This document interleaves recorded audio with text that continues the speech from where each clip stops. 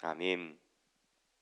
오늘 우리에게 주시는 하나님 말씀은 창세기 49장 13절에서부터 21절까지의 말씀입니다.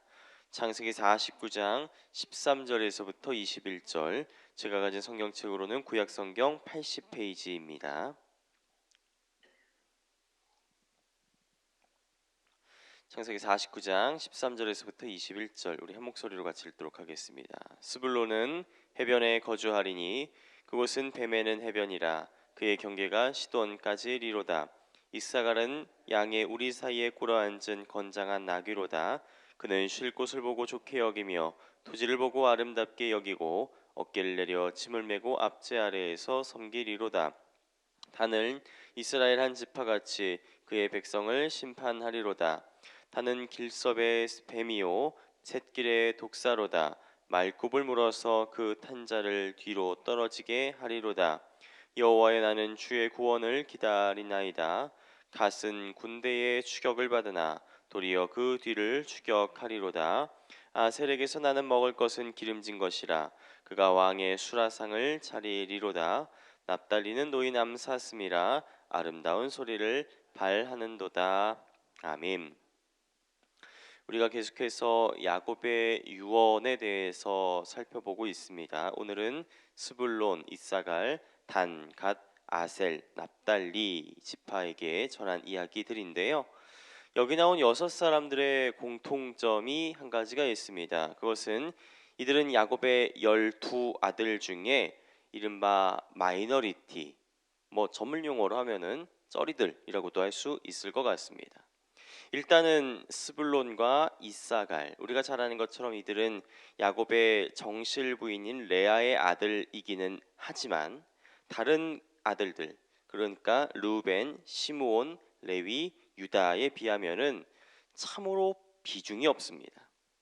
형들은요, 물론 그렇게 좋진 않은 사건들이긴 했지만 일단은 주도적으로 등장하는 그런 이야기들이 있는 반면에 스불론과 이사갈에 대해서는 이들이 야곱의 5째 아들, 6째 아들로 태어났고 이들의 이름의 뜻이 무엇다, 이 정도에 대한 기록이 다입니다.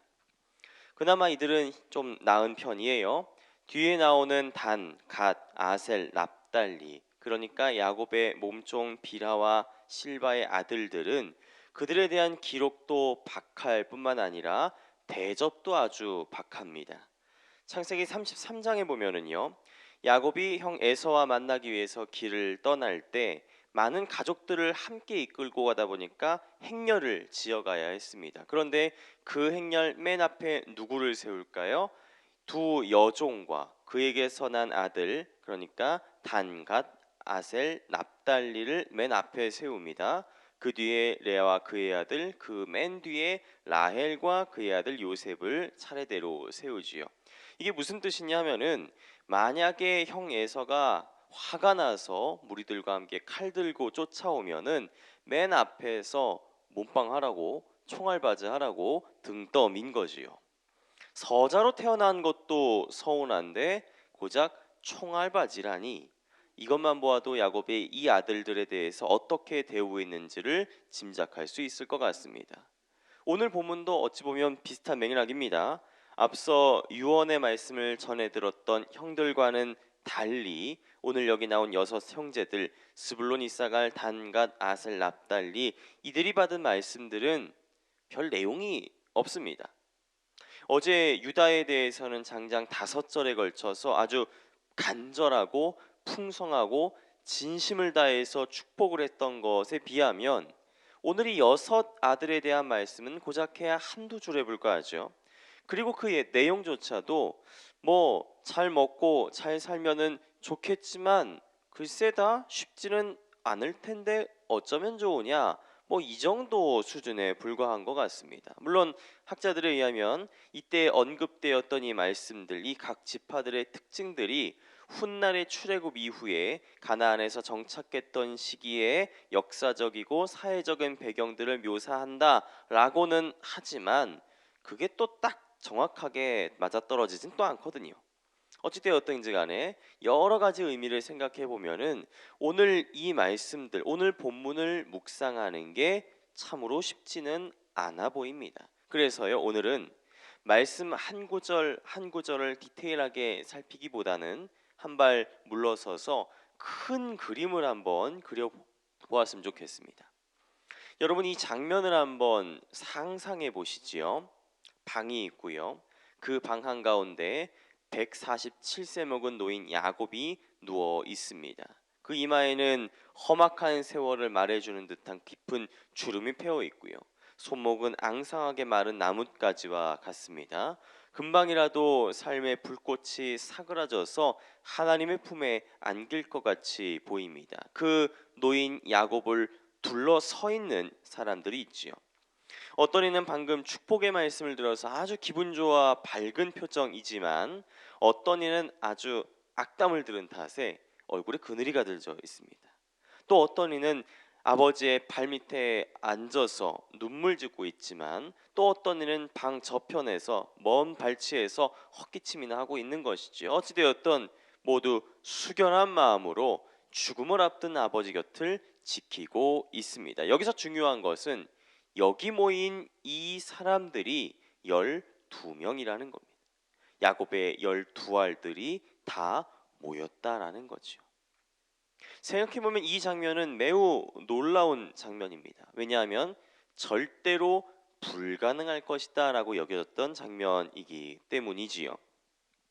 우리가 잘 아는 것처럼 그 옛날 다들 아주 미성숙하고 뜨거운 혈기만 있고 넓은 마음이 없었던 시절, 철없는 동생의 자기 자랑을 참지 못하고 용납하지 못하고 미워하고 시기하고 질투하여 결국엔 먼 타지로 팔아넘겨버렸습니다.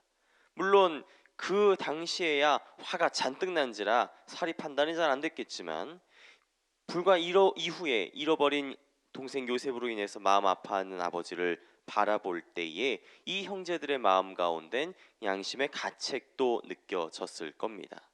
남 탓도 했겠죠. 이게 다 형들이 못나서 그런 거야. 야, 너도 요셉 그 자식 안 입고 와 했잖아. 그렇다고 그렇게까지 할 필요 있겠어? 하면서 평생 남 탓하면서 서로 미워하고 원망하고 그렇게 살았던 사람들이 이 야곱의 아들들이었습니다. 성경에는요, 뭐 자세하게 여기에 대해서 기록하고 있지는 않으니까 여기는 100% 상상입니다만, 제 생각에는 야곱의 아들들은 서로 함께 모여 살지 않았을 것 같아요. 서로 얼굴 마주치는 것도 싫어서 뿔뿔이 흩어져 살지 않았을까. 실제로 창세기 38장의 유다의 이야기를 보면은 유다가 무리에서 떠나서 따로 살았다라고 이야기를 하지요. 그런 케이스를 생각해 보면은 이들이 뿔뿔이 흩어져서 살았다는 게 충분히 그럴 법도 해 보입니다. 어찌되었던 그렇게 평생 흩어져서 살던 이 형제들, 저마다의 험악한 세월을 보내면서 조금씩 성숙해져 갑니다.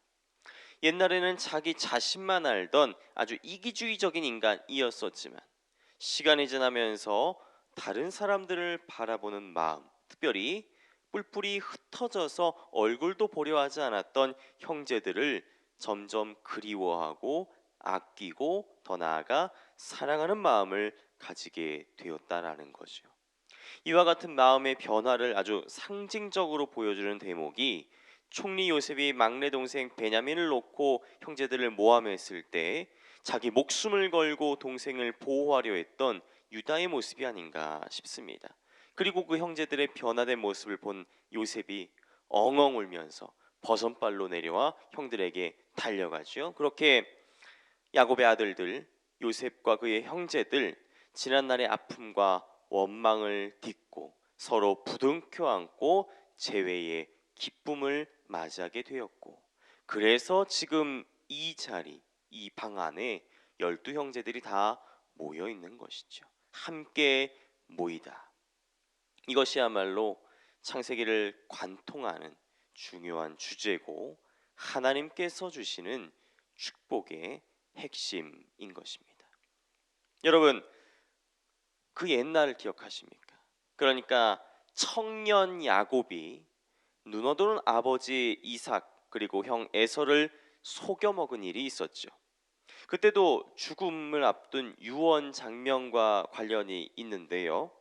야곱은 그 옛날 아버지와 형을 속이면서 장자의 축복을 가로채긴 했었습니다. 대신에 무려 20년이 넘는 오랜 세월 동안 고향을 떠나서 아비 집을 떠나서 외삼촌 라반의 집에서 더부살이해야 됐지요. 그렇게 이삭의 가정은 뿔뿔이 흩어져야 했었습니다. 또한 창세기 13장을 보면은 이삭의 아버지인 아브라함 그리고 그의 조카 롯 역시 흩어지게 되었고 소돔 땅의 비극에 휘말리게 되지요. 완전 옛날로 거슬러 볼까요? 하나님과 함께 에덴 동산에서 함께 거닐었었던 아담과 하와. 그러나 그들의 범죄로 인해서 에덴 동산에서 쫓겨나서 땅 끝으로 흩어지게 되었습니다. 이처럼 창세기의 이야기들을 가만히 살펴보면은 공통점이 몇 가지 있죠. 그 중에 하나가 흩어지면 그 끝이 그렇게 좋지 않다라는 겁니다. 하나님은 흩어지는 것, 분열되는 것, 단절되는 것을 결코 기뻐하지 않으신다라는 거죠. 하나님이 기뻐하지 않으신다? 이보다 비극적인 일이 또 어디 있겠습니까?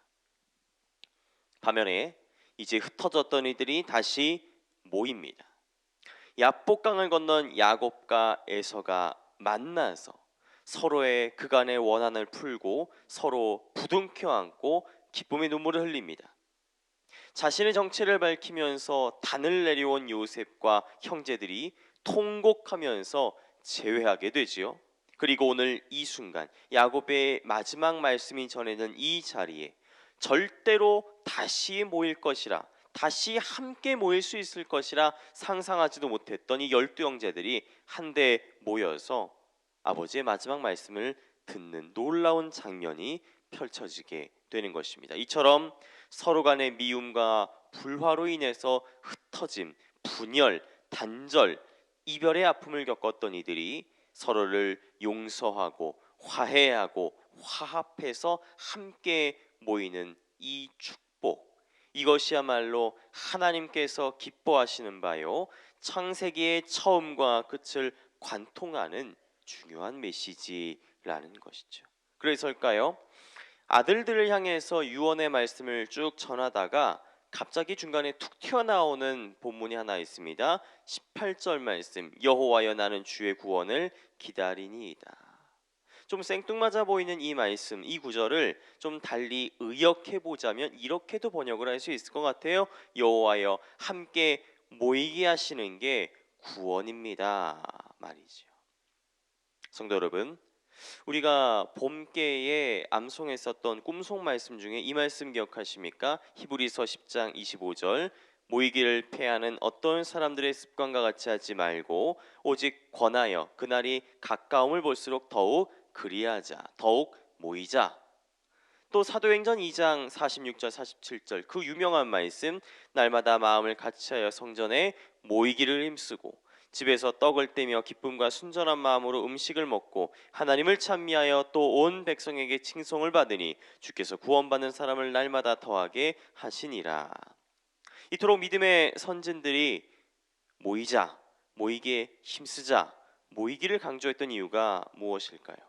이것은 바로 성경의 맨 앞 창세기에서부터 끝까지 성경 66권 내내 수도 없이 강조했었던 함께 모이는 축복을 알았기 때문입니다.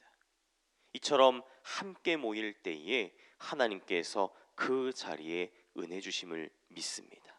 서로 마음을 같이하고 기쁨과 순전한 마음을 나누고 하나님을 찬미하여 함께 모일 때에 주님께서 그 자리에 위로와 평안과 사랑의 마음을 주신다라는 것이죠.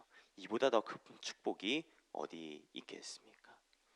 바라건대 오늘 그 축복이 상하고 깨지고 무너진 우리의 가정, 우리의 직장, 우리의 구역, 우리의 삶의 모든 자리에 충만하여서 오늘 이 방에 함께 모였던 12 형제들처럼 감격스러운 은혜, 감격스러운 사랑, 감격스러운 재회의 축복을 만끽하실 수 있는 우리 모두가 되시기 바랍니다. 그런 의미에서 믿음의 선진들이 우리에게 거듭거듭 강조했던 이 말씀을 오늘 마음에 품고 살아갈 수 있는 우리 모두가 되시기 바랍니다. 그날이 가까움을 볼수록 더욱 모이자. 기도하겠습니다. 하나님, 창세기 말씀을 묵상해 보니 이게 다 오늘 우리네 삶의 모습임을 깨닫습니다. 이 속 좁은 마음 때문에 서로를 헐뜯고 상처 주고 분열하고 흩어졌던 우리들.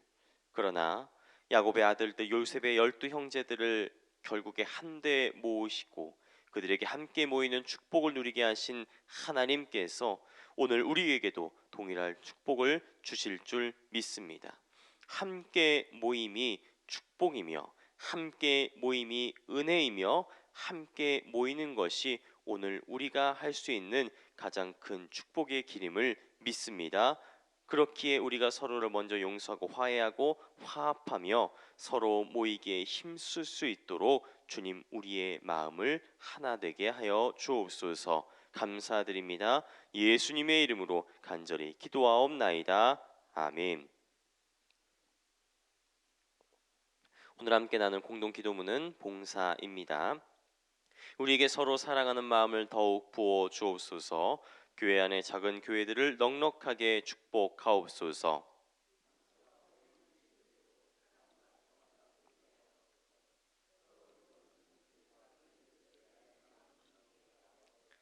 사회의 약자를 끌어안는 신앙적 어머니 공동체, 소외된 계층을 돌아보는 사회적 희망의 공동체, 올바른 가치를 살아내는 정신적 공의의 공동체이게 하옵소서. 우리 교회가 여기 있어 지역사회와 시대가 복되게 하옵소서. 아멘. 주님 가르쳐 주신 기도 드립니다. 하늘에 계신 우리 아버지, 아버지의 이름을 거룩하게 하시며 아버지의 나라가 오게 하시며 아버지의 뜻이 하늘에서와 같이 땅에서도 이루어지게 하소서. 오늘 우리에게 일용할 양식을 주시고 우리가 우리에게 잘못한 사람을 용서하여 준 것 같이 우리 죄를 용서하여 주시고 우리를 시험에 빠지지 않게 하시고 악에서 구하소서. 나라와 권능과 영광이 영원히 아버지의 것입니다. 아멘. 이 시간 함께 나눌 기도의 제목들입니다. 지금 들은 말씀이 내 삶으로 이어지게 하옵소서. 말씀 삶 공동체 성락 성결교의 모든 성도들이 하나님이 기뻐하시는 거룩하고 합당한 예배를 드리게 하소서. 오늘 있을 추수감사절 찬양 예배를 통하여 한 해 주신 은혜에 감사하고 하나님께 영광 돌리게 하소서. 몸과 마음이 아픈 이들, 믿음이 연약한 이들, 여러 가지 상황으로 말미암아 어려움을 당하는 이들에게 치유와 회복과 자유함의 역사가 있게 하소서. 정의가 물같이 공의가 강물같이 흐르는 대한민국이 되게 하소서. 이 시간 함께 나누신 공동 기도문과 각자 가지고 나오신 기도의 제목들을 놓고 기도하시면서 삶의 자리로 나아가시기 바랍니다. 기도하겠습니다. 하나님, 야곱의 12 아들들의 모습들을 바라보면서 우리의 삶을 돌아봅니다. 서로 그토록 미워하고 그토록 질투하고 그토록 옹졸하게 살았던, 그래서 마음의 문을 닫고 서로 흩어지며 살았던 그들의 모습들이 우리들의 모습이었습니다.